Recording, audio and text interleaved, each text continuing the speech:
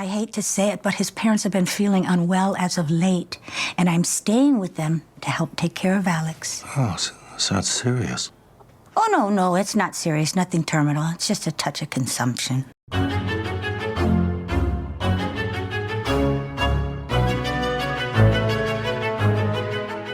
Nice to meet you guys. Likewise. Nice to Yeah, we meet are you. the horror queers, Trace and Joe, with the Bloody Disgusting Podcast Network. But well, first, one to say, we both really enjoyed the film. This was a fun. I think we both felt throwback to like kind of like late '90s, early 2000s slasher films, with a dash of Final Destination thrown in. I would like to know if that was intentional, but then also, how did you settle on the visual look for the film? Was it intentional with going for like, again, that throwback feel? Absolutely, yeah. I mean, I'd go back a little bit further because I think where it comes from, or I've realized in myself, because sometimes you're sort of unconsciously not aware of how you get to certain places. But I grew up in England in the 80s watching a lot of American high school movies like The Breakfast Club and Fast Times at Ridgemont High, and then horror movies like A Nightmare on Elm Street and Fright Night and The Blob and then Donnie Darko and things. And I sort of always stored that away, as well as my own sort of teenage experience at school and sort of being a kind of artistic weirdo fan of Dungeons and Dragons and lots of failed romance and heartbreak and heightened emotions. And I sort of was like, oh, one day I want to do an American high school movie. It's sort of like that genre in its own right. um and so when Whistle came about, I was sort of I was like, oh, this can be my American high school movie. It just also happens to be a horror movie with, this great object, this sacred object, and this kind of cursed artifact genre. But in terms of the look of it, I sort of went back to, although it's set now, Whistler's contemporary, I want it to be very timeless. Mm-hmm. But I did sort of want to draw upon that era of film. So it's more kind of late 80s, Nightmare on Elm Street, The Lost Boys, when also the kind of film was, I think, very uncynical, very entertaining, had humor, had heart, and had horror. And it was unapologetic in all of those. I didn't want to do a horror comedy. I didn't want to make a sort of cynical movie or a movie with characters that were snarky and you only wanted to see them die. I wanted it to sort of be a felt out world and environment. So it's sort of a combination of those things and that slightly retro vibe, as well as some of the sort of 90s and stuff. And I worked with my cinematographer Bjorn Charpentier, and really we sort of studied those films and the grade and the colors and the kind of lenses and wanted to make something that felt chunky and timeless and cinematic. Yeah, I think Right. the likability of the characters is something that we really latched on. I mean, with the exception of obviously the Dean character, we were both like, oh, like I really didn't want to see any of these characters die, which is, Yeah. I think, a pretty significant accomplishment in a film like this. That's good. I mean, and it's a kind of a shame because Dean, there is, like you do when you go from a script and you make the movie and then you're editing the movie. Some of the stuff that, didn't make it into the final cut was to do with some really nice background stuff on Dean that did make him more vulnerable, that did make you probably, you know what, he isn't what you think he is, but that's been like listened a bit. So there was, yeah, a little bit more of the vulnerable Dean. But yeah, I always look for heart in the story, and to sort of have not only this sort of ensemble of teenage sort of characters at school being pulled into detention and sort of becoming part of a story together that they weren't planning on because of this death curse that befalls upon them, was this love story that was going on between Chris and Ellie. And that was just something also which was really something I really wanted to, it was really attractive to me to have that in a horror story like this, and almost see these two characters come together amid the carnage that's going on, and treat that as sort of naturally as possible. Well, we're actually a queer horror podcast, so we love to hear that because it was quite refreshing for us that it was a queer love story that was centered in the middle of really some pretty terrible things going on. Yeah. Can you elaborate a little bit more on how you worked with Sophie Nélisse as well as Daphne Keane to develop their characters in this Yeah. relationship, and maybe why it was so important to you and screenwriter Owen Edgerton to like Yeah. really develop this and have this be so paramount? Yeah. Well, I start with Owen because Owen, it was Owen's script, and he did a great job. He had adapted his own short story, which was called Untimely.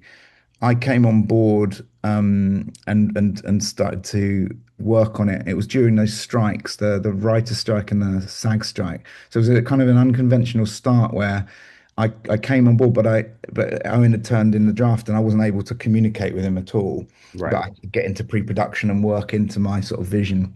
But I loved what he'd put in this script, and including the love story there. And for me, I guess you're always I'm always looking for whether it's sort of visual inspiration or sort of spiritual inspiration or whatever. And my my cousin Poppy was a very was someone I could channel these characters through. Poppy and her girlfriend Amy were kind of both like very creative, kind of into punk music. Poppy was an artist. They loved horror movies and stuff, and they would have loved this film. And it was sort of emotionally, quite tragically, Amy had passed away a few years ago from cancer, and then my cousin also died. So I had this sort of reason to want to tell this story that was emotional, and also I could take kind of inspiration through Poppy and her relationship as well, and wanted to sort of channel that in my care for the relationship and the characters. And so it wasn't really a question. Do you know what I mean? It was just like, great. Yeah. A great I don't, opportunity. yeah, I don't care what color or creed or sexual orientation anyone is. We're all humans on a planet for a Did your short. producers care if there were two lesbian leads as your protagonists? Never came up. Was ever never a question. So yeah, it's just sort of it was. I think horror is a sort of an inclusive genre actually, and if you like, the whistle is not going to discriminate on. That's true. True. Yeah. It's going to find your death, and whoever you are is going to hunt you down. And so and yeah, it just wasn't a question. It was just a great Yeah. story with great characters, and that's how I treat everything. It's just we're all the same. We're on a planet for a short piece of time, and we've all got the same emotions, the same hopes, fears, friendships, and love. And that was that. It's great to And hear.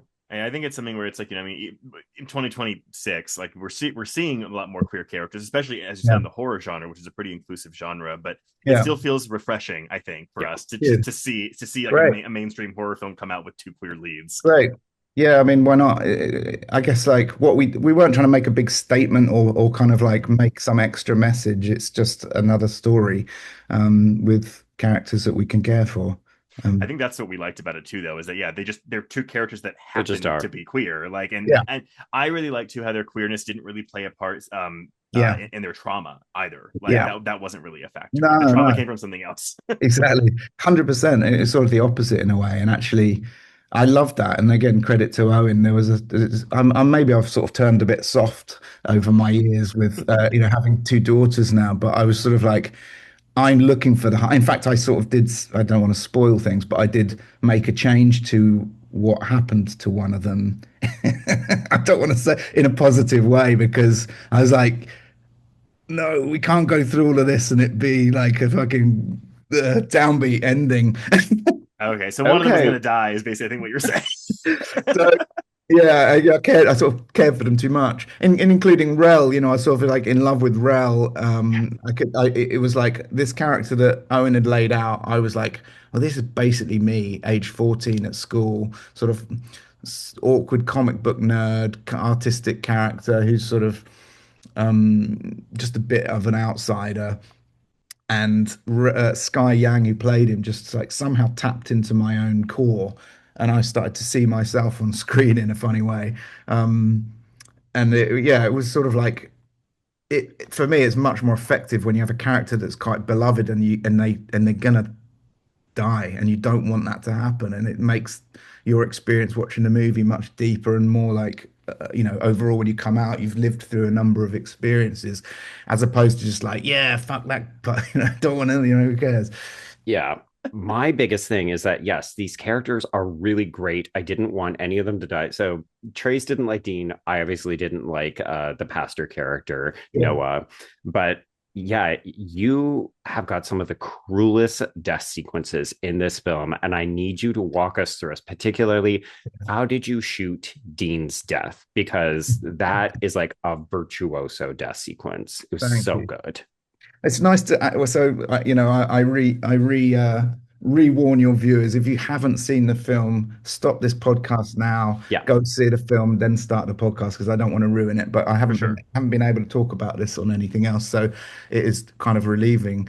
Dean's death particularly was one of the standouts in the script. I mean, I loved that there was, I think there's about 9 different deaths, and I wanted them all to be very different and all to be almost like different subgenres of horror, yes. involve different elements. Some are sort of more body horror, some are more possession-y, some are hmm more slashery, some are sort of more abstract or supernatural. They're all under the sort of overseeing eye of the death whistle, Ooh, which I so can now good. reveal. So but when I read this Dean's one, which that just to sort of go over that mythology, it's very specific that if you hear the sound of the whistle scream, it calls upon your future death to hunt you down. So you're faced by the fate that may have when you're born.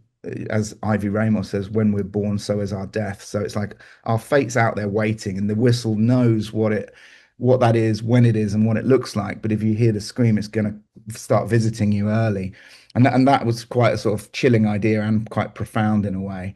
Um, so I like that it was very much tied into your own specific personal fate. And so obviously in the story, we're trying to set up characteristics around our characters that are hinted upon of what's going to lead to their fate. Rel is a particularly clumsy character, lovable and kind of falling over and banging into things and twirling around. So his fate is going to be some kind of an accident in he works in a Mhm. steel mill. If you want to sort of join the dots and um Chris has a history of drugs and she's been clean and she's fearful of going back on it. And when she comes face to face with her death, she has a syringe in her arm and she Yeah.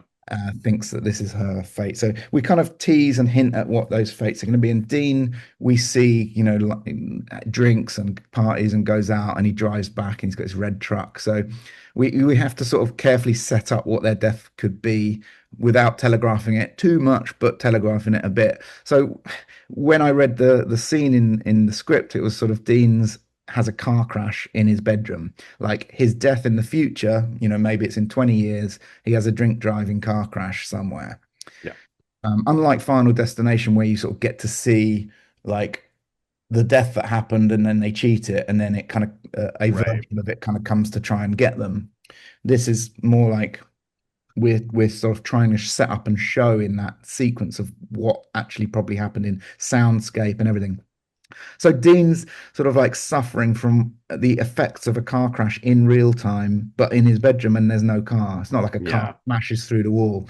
And this was something where I read it and I was like, hang on a minute, I need to read that again. Like that's great, that's great. I mean, but then I'm like, how am I going to do that? And it's like an invisible car crash. That's our But question too. How did you yeah. do that? It was a bit like, I guess our first thoughts were like a car crash test dummy. Those videos we see a car Okay. crash test dummy in slow motion when it sort of impacts in a wall and it's Mhm. sort of like thrown around like underwater.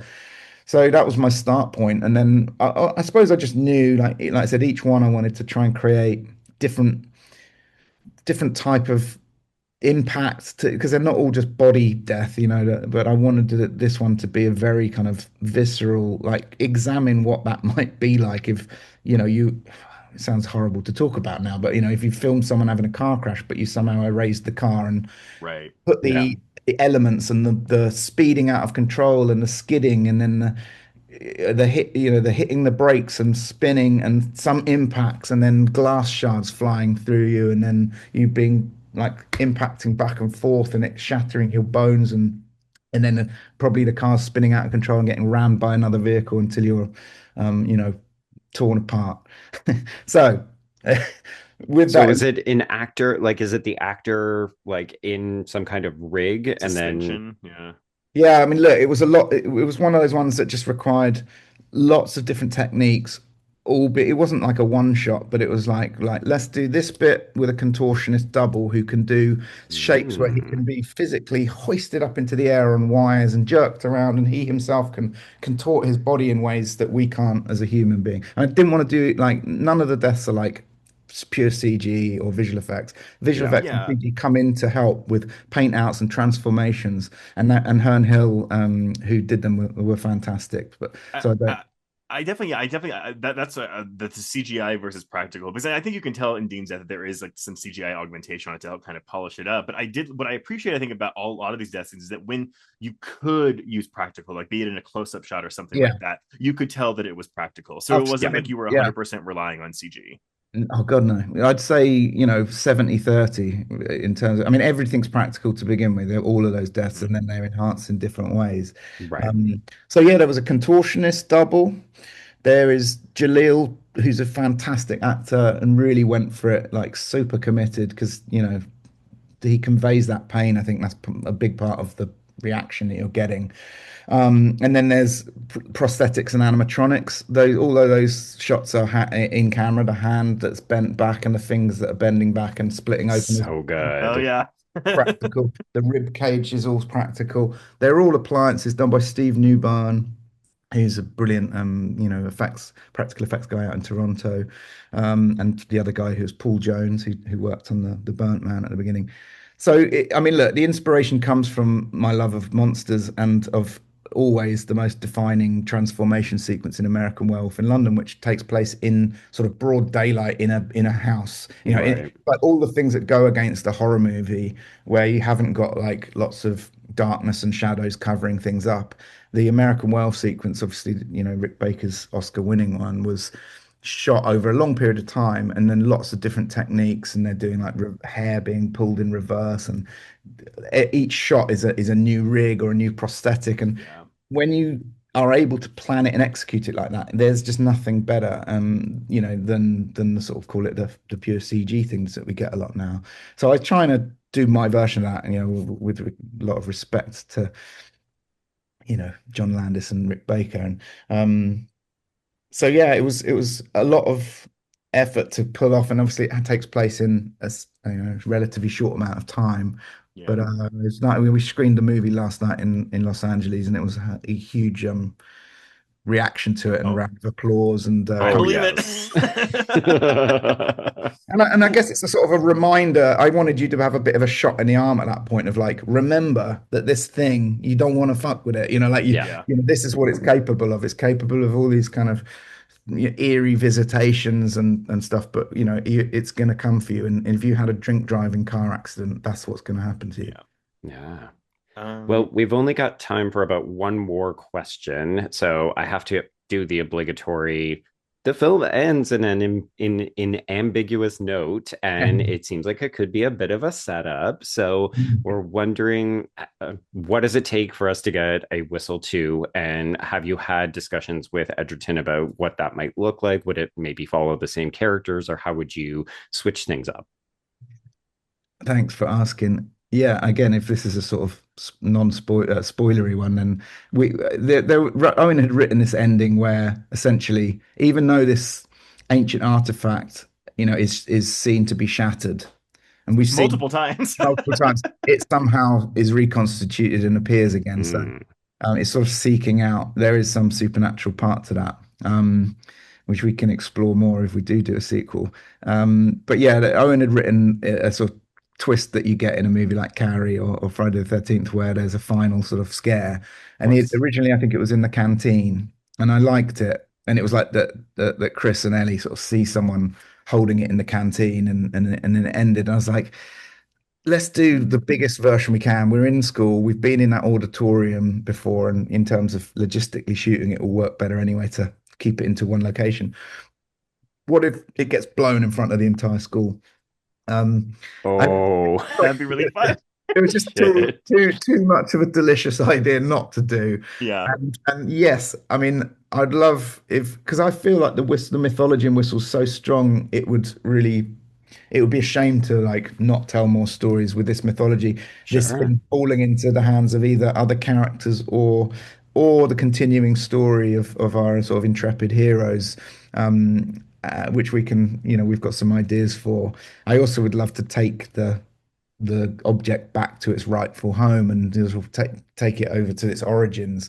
There's lots of ideas. So Owen and me have been, yes, we've been excitedly figuring out stuff, and obviously it's in the hands of the movie gods. Right. Yeah, be great to continue doing. Well, I mean, as we said, we think this is a lot of fun, and we think, I mean, fingers crossed, audiences connect with it, because I think, this is just a really fun time at the movies that you don't really get as much anymore.